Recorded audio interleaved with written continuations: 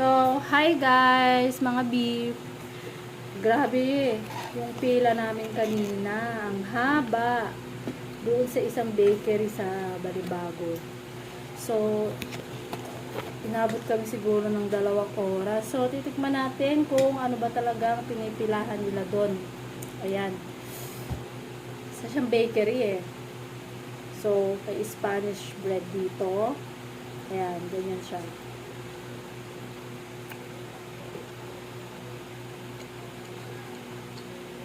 Malambot. At bumili pa ako ng ito kasi gusto na lang ano ko eh.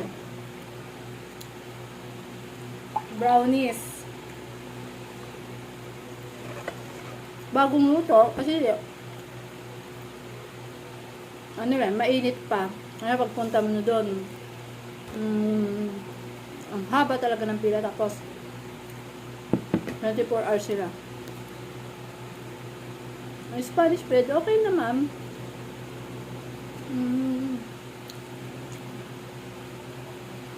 Ito, best seller daw. Init pa oh. Cheese bread. Diba? Ewan ko bakit ang daming pila doon. Init pa. Kaya ubusin mo yung kanin mo ha. Nalalaglagan. Lagyan mo kasi sabaw yung ano mo.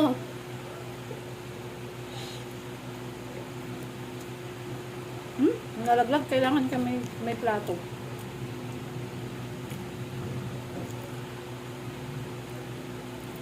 Harap. Sarap yung cheese bread nila. Doon kay ano, Simon. Pinusulat pa po? Huwag na. Ito ang gusto ko. Kasi sa Spanish. Meron pa sila nung iba-iba yun. Mamon, tapos yung isa. Ensaymada, yung maliliit yan. Ang harap tong. Ito, naman bestseller para, kaya pala masarap.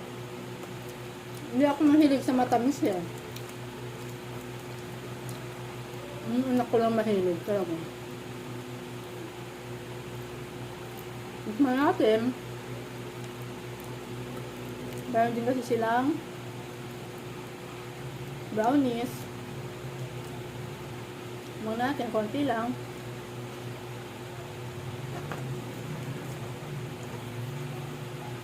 Ang harap. Hindi siya yung brownies lang talaga na mamurahin. Pero mura sila ha. Malambot lahat. Yan. Yan. Bali. Masarap. 8 out of 10 yun.